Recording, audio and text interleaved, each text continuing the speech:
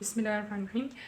इससे previous videos में हमने जो एड्रीनर्जिक ड्रग्स हैं या एड्रीनर्जिक ड्रग क्लास है उसके रिसेप्टर्स पे भी बात कर ली है, उन रिसेप्टर्स की डिस्ट्रीब्यूशन पे भी बात कर ली है, ठीक है।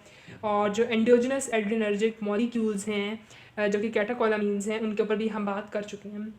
तो बेसिकली जो बेसिक इन्फॉर्मेशन थी इस ड्रग क्लास के ऊपर वो हम सारी डिस्कस कर चुके हैं, देख चुके हैं। अब हम अपने मेन टॉपिक के ऊपर आते हैं और वो है ड्रग क्लासिफिकेशन, यानी इसके अंदर एड्रीनर्जिक्स के अंदर हमारे पास कौन कौन सी ड्रग्स आती हैं और कौन कौन सी मार्केट में अवेलेबल हैं। अब ये जो एड्रीनर्जिक ड्रग एजेंट्स हैं बेसिकली क्योंकि ये अल्फ़ा या बीटा रिसेप्टर के ऊपर ही जाके एक्ट करेंगे, तो इनकी क्लासिफिकेशन भी उसी हिसाब से है, या ये अल्फ़ा एगोनिस्ट हैं या ये बीटा एगोनिस्ट हैं या ये अल्फ़ा बीटा बोथ एगोनिस्ट हैं, ठीक है। तो इनकी डिवीजन भी इसी तरह है। यानी कि हमारे पास अगर हम एगोनिस्ट की बात करें, ठीक है, एगोनिस्ट एक्टिविटी की बात करें तो हमारे पास ये ड्रग क्लासेस कैसे आएंगी कि हमारे पास एक आ जाएंगे अल्फ़ा एगोनिस्ट, और अल्फ़ा एगोनिस्ट के अंदर भी हमारे पास 3 कैटेगरीज आ जाएंगी, या है हमारे पास अल्फ़ा 1, ठीक है, एगोनिस्ट ड्रग्स होंगी, या हमारे पास अल्फ़ा 2 एगोनिस्ट ड्रग्स होंगी, या हमारे पास हम कह सकते हैं नॉन सिलेक्टिव अल्फ़ा एगोनिस्ट। इसका मतलब क्या है कि ये अल्फ़ा 1 और अल्फ़ा 2 दोनों के ऊपर ये वाली ड्रग्स एक्ट करेंगी, ठीक है। अल्फ़ा 1 एगोनिस्ट या अल्फ़ा 2 एगोनिस्ट या alpha non selective alpha agonist drugs हैं, ठीक है। इसी तरह हमारे पास दूसरी कैटेगरी एगोनिस्ट में आ जाएगी बीटा की। बीटा में भी हमारे पास सेम 3 कैटेगरीज होंगी, बीटा 1 एगोनिस्ट, ठीक है। दूसरा हमारे पास होगा बीटा 2 एगोनिस्ट, और हमारे पास जो तीसरा है वो होगा non selective beta agonist drugs, जो कि बॉडी के अंदर बीटा 1 या बीटा 2 बोथ रिसेप्टर्स के ऊपर एक्ट करेंगे। इसी तरह हमारे पास एक तीसरी कैटेगरी भी है जिसको हम कहेंगे नॉन सिलेक्टिव, या फिर आप कह लें अल्फ़ा बीटा एगोनिस्ट, ठीक है। यानी ये वाले सिर्फ अल्फ़ा पे करेंगे या अल्फ़ा 1 या अल्फ़ा 2 या अल्फ़ा 1 अल्फ़ा 2 दोनों पे, ये सिर्फ बीटा एगोनिस्ट है, यानी बीटा 1 या सिर्फ बीटा 2 या बीटा 1 बीटा 2। और कुछ ऐसी ड्रग्स हैं जो अल्फ़ा बीटा दोनों के ऊपर एक्ट करेंगी, ठीक है। तो एगोनिस्ट में हमारे पास ये ड्रग कैटेगरीज हैं। इसी तरह हमारे पास एंटागोनिस्ट भी हैं, लेकिन उनको हम बाद में देखते हैं, पहले हम एगोनिस्ट की बात कर लें। अच्छा, अब हम इधर ही इन ड्रग क्लासेस के साथ ही ड्रग्स देख लेते हैं कि किस क्लास में कौन कौन सी ड्रग है। अच्छा, ये बात आप लोगों को पता होनी चाहिए कि ये सारी की सारी ड्रग्स पाकिस्तान में अवेलेबल नहीं हैं। तो हम यहाँ पे नाम तो कुछ के मेंशन कर लेंगे, दो के ह्यूमन साइड पे स्टिल फिर भी इस्तेमाल हो जाती हैं या इंपॉर्टेंट हैं, ठीक है। लेकिन यह है कि हम जब इन ड्रग, अभी तो हम सिर्फ नाम याद देखने लगे हैं कि किस क्लास में कौन सी ड्रग आती है। जब हम इनके फंक्शंस पढ़ेंगे तो हम फंक्शन स्पेसिफिकली सिर्फ उन्हीं ड्रग्स के पढ़ेंगे जो पाकिस्तान में अवेलेबल हैं, अदरवाइज़ बाकियों को पढ़ना याद करने का फ़ायदा नहीं है, ठीक है। तो सबसे पहले अल्फ़ा 1 एगोनिस्ट में हमारे पास जो ड्रग आती है वो है फिनाइल एफ्रीन, ठीक है, और ये पाकिस्तान में नहीं अवेलेबल, तो ये नाम बेशक आप ना याद रखें, ठीक है। अल्फ़ा 1 एगोनिस्ट ये है। उसके बाद हमारे पास दूसरी है अल्फ़ा 2 एगोनिस्ट। अल्फ़ा 2 एगोनिस्ट में जो हमारे पास ड्रग्स हैं वो पाकिस्तान में अवेलेबल हैं। जो उसमें अवेलेबल है वो है ज़ाइलाज़ीन, और ये हम क्या से कहते हैं मतलब हम इस्तेमाल भी करते हैं, ठीक है। तो जब हम इस डिटेल पढ़ेंगे तो हम इस अल्फ़ा 2 की डिटेल पढ़ेंगे तो हम इस ड्रग को लाजमी पढ़ेंगे। इसके अलावा डीटो मीडीन है, मी डीटो मीडीन है, या फिर इसमें हमारे पास डेक्स मी डीटो मीडीन है, ठीक है। ये तीनों ड्रग्स पाकिस्तान में अवेलेबल नहीं हैं। ठीक है। और इन ड्रग्स के बारे में बस आपने एक बात याद रखनी है कि ये हॉर्सेस में इंपॉर्टेंट है। डिमीथोडीन के इफेक्ट्स जो हैं हॉर्सेस में बड़े अच्छे हैं और इंटरनेशनली ये ड्रग यूज़ होती है। तो अगर आपने बाहर जाने का इरादा है तो आप ये ड्रग लाजमी पढ़ें, ठीक है। और बाकी इसमें यह है कि पाकिस्तान में भी ये अगर किसी ने लैब वर्क करने या रिसर्च वर्क करना है तो उसके लिए ड्रग स्पेशली मंगवा दी जाती है, लेकिन अदरवाइज़ फील्ड प्रैक्टिस में आपको कभी भी डिटोमिडीन देखने को नहीं मिलेगी। आपको जो मिलेगी वो सिर्फ ज़ायराज़ीन ही है। और उसके बाद हमारे पास है नॉन सेलेक्टिव अल्फ़ा एगोनिस्ट, ठीक है, यानी अल्फ़ा 1 अल्फ़ा 2 दोनों को जो स्टिमुलेट करेगा। ये ड्रग ऐसा सच कोई पाकिस्तान में यूज़ नहीं होती, तो I am not going to mention their names, ठीक है। उसके बाद हमारे पास जो है अच्छा जो बीटा 2 एगोनिस्ट हैं हमारे पास, उसमें हमारे पास कौन कौन से इन्वॉल्व हैं। इसमें पहली ड्रग है क्लेन ब्यूटीरॉल। इसमें पहली ड्रग क्लेन ब्यूटीरॉल है, दूसरी अल ब्यूटीरॉल है, ठीक है। उसके बाद टर ब्यूटा लाइन है, ठीक है। अच्छा अल ब्यूटेरॉल जो है इसका दूसरा नाम है सल ब्यूटामोल और ये ड्रग्स पाकिस्तान में यूज़ होती हैं। ये है टर्ब्यूटालाइन, ठीक है। ये ब्रिटानाइल के नाम से आती है, ठीक है, और ये एनिमल्स में भी इस्तेमाल होती है। इसी तरह जो ये सल ब्यूटामोल है, ये जो अल ब्यूटारॉल है, बेसिकली ये इन्हेलर में इस्तेमाल होती है, ठीक है। और ये आप इसका नाम देखें सल साल्बो के नाम से आती है, ठीक है। और ये क्या है सल ब्यूटामोल, इसका सॉल्ट नेम क्या है सल ब्यूटामोल और ब्रांड नेम साल्बो के नाम से आती है। बेसिकली ये जो बीटा 2 एगोनिस्ट है ना, ये होते हैं ब्रोंकोडाइलेटर्स होते हैं। ये एस्थमा में काम आते हैं, ये एस्थमा के इन्हेलर, ये एस्थमा का इन्हेलर है, ठीक है, ये इसमें इस्तेमाल होते हैं। ये भी अगर आपके एनिमल को सांस का मसला है आप टर्ब्यूटालाइन का इंजेक्शन दे दें या इन्हेलर दे दें। इन्हेलर जो हैं वो ज़्यादातर एनिमल साइड पे इतने इस्तेमाल नहीं होते हैं, ठीक है, तो ये हम इंजेक्ट कर देते हैं। और बेसिकली जो है इसी तरह हर रिसेप्टर का इसी तरह का फंक्शन है जिसके हिसाब से हम ये ड्रग जो है उनके अंदर एडमिनिस्टर करते हैं। और पिछली वीडियो में हमने यही बात ड्रग के रिसेप्टर डिस्ट्रीब्यूशन को इसीलिए देखा था, वहाँ पे हमने बात की थी कि बीटा 2 रिसेप्टर्स जो होते हैं वो हमें smooth muscle of respiratory system में मिलते हैं और वो फिर क्या करते हैं, वो यही करते हैं कि वो रिलैक्सेशन करवाएंगे उन स्मूथ मसल्स की। तो क्या होगा कि वो जो कंस्ट्रक्टेड होता है रिस्पायरेटरी एयर पैसेज वो डायलेट हो जाएंगे स्मूथ मसल्स, ठीक है, तो एयर फ्लो ज़्यादा होगी। और एस्थमा में भी हमें यही चाहिए होता है कि डायलेशन हो। टर्ब्यूटालाइन कोई ऐसा रिस्पायरेटरी इशू जिसमें सांस की कमी है, ऐसा का इशू है, हम उसमें भी ये देख कर क्या करेंगे वो सॉरी एयरवेज की जो है वो डायलेशन करवाते हैं, ठीक है, ताकि एयरवे पैसेज भी बढ़े, ठीक है। तो ये क्या है, ये एज अ ब्रोंकोडाइलेटर्स के तौर पे काम होता है। बाकी अभी मेरा फोकस यही है कि हम हर ड्रग की क्लासेस में ड्रग के नाम पढ़ें, मोड ऑफ एक्शन हम इसके बाद इन सब का पढ़ेंगे, ठीक है।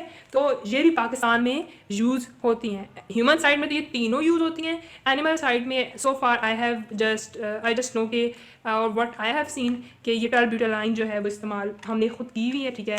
तो आई नो अबाउट दिस कि ये तो लाजमी होती है। सल ब्यूटामोल का आई हैव नो आइडिया कि वो इंजेक्टेबल फॉर्म में आती है या नहीं आती। अगर वो आती है तो आप इस्तेमाल कर सकते हैं इसको। उसके बाद हमारे पास जो नेक्स्ट ड्रग क्लास है वो है नेक्स्ट ड्रग क्लास वो non selective alpha beta agonist हैं, ठीक है। अब non selective alpha beta agonist में हमारे पास कौन कौन सी ड्रग्स आती हैं, उसमें सबसे पहले जो बात है वो ये है कि इसमें हमारे पास कैटेकोलामीन्स आते हैं, ठीक है। कैटेकोलामीन्स जो है वो अल्फ़ा रिसेप्टर्स पे भी एक्ट करते हैं, वो बीटा रिसेप्टर्स के ऊपर भी एक्ट करते हैं। और इसमें हमारे पास दो फर्दर कैटेगरीज आ जाएंगी, या हमारे पास नेचुरल होते हैं या हमारे पास सिंथेटिक कैटेकोलामीन्स हैं। अब पहले नेचुरल वालों की बात कर लेते हैं, ठीक है। जो नेचुरल वाले हैं I am writing with the green marker. उसमें हमारे पास आता है एपिनेफ्रीन, ठीक है। दूसरा हमारे पास आता है नॉर एपिनेफ्रीन, ठीक है। तीसरा हमारे पास इसमें आता है इसमें तीसरा नाम जो हमारे पास है वो है नेचुरल में डोपामीन का, ठीक है। अब आपने ये देखना है कि जो एपिनेफ्रीन है उसका जो मेन इफेक्ट है वो है अल्फ़ा 1, दूसरा मेन इफेक्ट उसका आता है बीटा 1 रिसेप्टर्स के ऊपर, और सिमिलरली इक्वली इफेक्ट उसका आता है बीटा 2 के ऊपर, और इसी तरह इसके इफ़ेक्ट्स जो हैं वो अल्फ़ा 2 के ऊपर भी होते हैं, लेकिन वो बहुत ज़्यादा रिसेप्टर्स के उसके बहुत ज़्यादा इफेक्ट्स नहीं है, ठीक है। तो ये है नॉन सेलेक्टिव, ठीक है, चारों रिसेप्टर्स के ऊपर काम करती है, लेकिन मेनली हम अल्फ़ा 1 बीटा 2 को मेंशन करते हैं, ठीक है, क्योंकि मेन इसके फंक्शन इन्हीं के ऊपर ही हैं, ठीक है। उसके बाद हमारे पास नॉरएपिनेफ्रिन है, वो भी नॉन सेलेक्टिव है, उसके भी एक्शंस इसी तरह हैं। अल्फ़ा 1 पे स्ट्रॉन्ग एक्शंस हैं, बीटा 1 के ऊपर भी स्ट्रॉन्ग एक्शंस हैं, लेकिन बीटा 2 जो है उसके ऊपर बहुत कम एक्शंस हैं, ठीक है, और वो इतने ज़्यादा पोटेंशिएटेड एक्शंस नहीं हैं। तो बीटा 2 को मैंने छोटा सा बनाया, छोटा बॉक्स बनाया, ठीक है। सो यू शुड नो कि मेन एक्शन इसके अल्फ़ा 1 और अल्फ़ा 1 और बीटा 1 के ऊपर है। उसके बाद हमारे पास डोपामीन है, ठीक है। डोपामीन का ये है कि सबसे पहले जो है मतलब एट थेराप्यूटिक कंसनट्रेशन, उसमें सबसे पहले तो डोपामीन D1 और D2 के ऊपर एक्शन परफॉर्म करना है, ठीक है।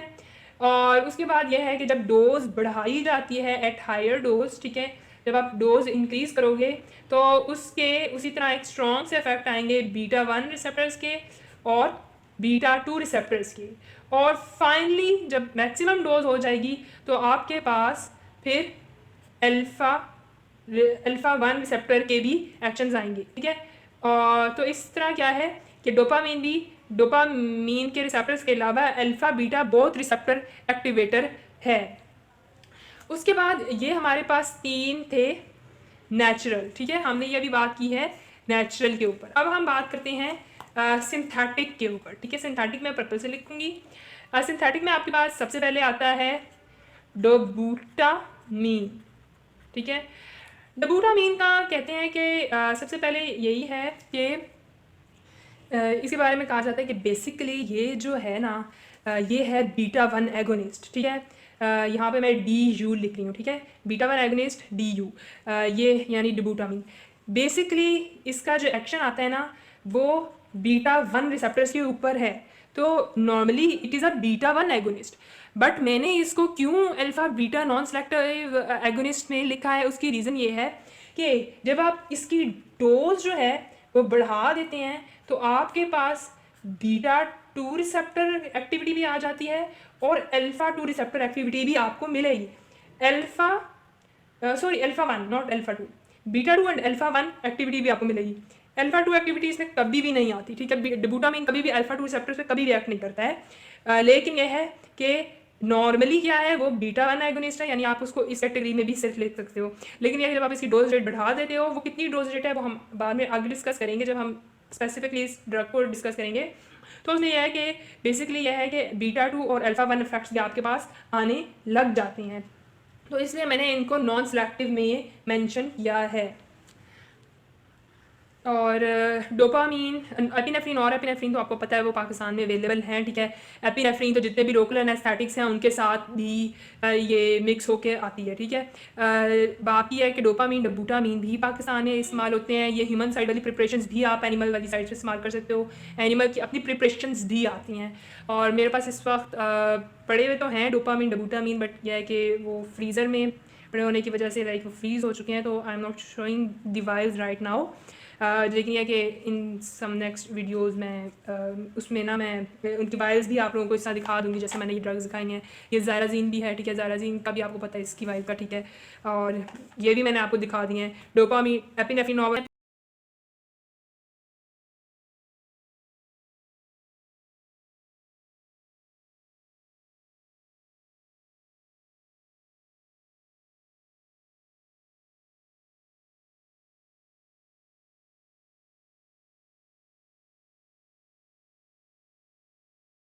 पास एक ड्रग क्लास रहेगी, वो ये है non selective beta 1 beta 2 agonist. इसके अंदर जो ड्रग आती है वो है आइसोप्रोटेरिनॉल, ठीक है, आइसोप्रोटेरिनॉल है, इसको हम आइसोप्रीनालीन भी कहते हैं। क्या कहते हैं? आइसोप्रीनालीन। इस ड्रग का ह्यूमन साइड तो इस्तेमाल है, मैंने एनिमल साइड पे कभी प्रिपरेशन नहीं देखी है, तो लेकिन यह है कि नॉन सेलेक्टिव बीटा एंटागनिस्ट में ये आती है, ठीक है। अच्छा, सिंथेटिक में और भी ड्रग्स हैं लेकिन वो पाकिस्तान में इस्तेमाल नहीं होती, तो I am not even mentioning them, क्योंकि आपको एक्स्ट्रा नाम भी याद रखने की ज़रूरत नहीं है खामखा में, ठीक है, जब एक ड्रग इस्तेमाल होती ही नहीं है। तो बेसिकली यह आपके पास एक एगोनिस्ट का चार्ट है, ठीक है, जिसमें अल्फ़ा 1 एगोनिस्ट फिनाइल एफिन है, ठीक है। बेशक आप इसका नाम ना याद रखें क्योंकि ये अवेलेबल नहीं है। अल्फ़ा 2 में ज़ालाजीन सबसे इंपॉर्टेंट है। डिटोमिडीन, मीडिटोमिडीन, डेक्समीडिटोमिडीन जो है वो पाकिस्तान में इस्तेमाल नहीं होती, इंटरनेशनली ये बहुत इंपॉर्टेंट ड्रग्स हैं, इनके हॉर्सेस में इफेक्ट्स बहुत अच्छे हैं, ठीक है। तो अगर आप वैसे पढ़ना चाहते हैं बाहर जाने के लिए या नॉलेज के लिए तो गो फॉर डैट। पाकिस्तान में रिसर्च वर्क के लिए मंगवाई जाती हैं ये ड्रग्स वगैरह, लेकिन नॉर्मली फील्ड प्रैक्टिस में ये इस्तेमाल नहीं होती हैं। उसके बाद जो आपके पास नॉन सेलेक्टिव अल्फा एगोनिस्ट है, इसमें कोई भी कोई एग्जांपल ऐसे पाकिस्तान में इस्तेमाल नहीं होती जो याद रखने वाली हो, तो I am not mentioning it. Non selective alpha beta agonist में आपके पास जो नेचुरल है वो एपिनेफ्रीन है, नॉरएपिनेफ्रीन है या डोपामीन है। एपिनेफ्रीन अल्फा बीटा सारे रिसेप्टर्स पे काम करेगी, नॉरएपिनेफ्रीन अल्फा 1 पे करेगी, बीटा 1 पे स्ट्रॉन्ग, अल्फा 1 बीटा 1 पे इसके स्ट्रॉन्ग रिएक्शंस हैं, बीटा 2 पे माइन्यूट रिएक्शंस हैं, ठीक है। उसके बाद डोपामीन के इनिशियली डोपा रिसेप्टर्स के ऊपर यानी डोपामीन रिसेप्टर्स के ऊपर इफेक्ट्स हैं D1 D2 पे, लेकिन जब आप डोज रेट बढ़ा देते हो तो उसके बीटा 1 बीटा 2 और उसके बाद भी डोज रेट बढ़ती है तो अल्फा 1 रिसेप्टर पे भी एक्शंस आते हैं, ठीक है। तो इससे ये भी क्या है, अल्फा बीटा एगोनिस्ट है। डबुटामीन एक सिंथेटिक है नॉन सेलेक्टिव अल्फा बीटा, लेकिन इनिशियली जब आप इसको थेरेपेटिक डोज पे दोगे या लो डोज पे दोगे तो वो क्या है, वो बीटा 1 एगोनिस्ट है, इसलिए आप इसको बीटा 1 एगोनिस्ट पे भी लिख सकते हो। लेकिन इसकी डोज रेट बढ़ाने से आपके पास बीटा 2 और अल्फा 1 इफेक्ट्स ये आ जाते हैं, तो I have mentioned it in alpha beta agonist, लेकिन इसमें कभी भी अल्फा 2 इफेक्ट्स कभी भी नहीं आते। फिर आपके पास बीटा 2 एगोनिस्ट हैं, वो क्रैनबिटोल, अल्बिटोल, टर्बिटोलिन, सल्ब्यूटामोल, ये सारे हैं, ठीक है। और उसके बाद आपके पास जो नॉन सेलेक्टिव बीटा एगोनिस्ट हैं वो आइसोप्रोटेनॉल, आइसोप्रीनालिन है, जो ह्यूमन साइड पे तो यूज़ होता है ना, ठीक है। तो बेसिकली ये एगोनिस्ट का चार्ट था। अब हम सेम कैटेगरी में एंटागोनिस्ट को देखते हैं। अच्छा, एड्रीनर्जिक एंटागोनिस्ट में भी हमारे पास वही आ जाता है, कैटेगरीज बना लेते हैं इसकी। इसमें हमारे पास अल्फ़ा है, अल्फ़ा को हम कहेंगे अल्फ़ा 1 ब्लॉकर्स। अच्छा, जो एंटागोनिस्ट होते हैं इसको हम ब्लॉकर्स कहते हैं, ठीक है।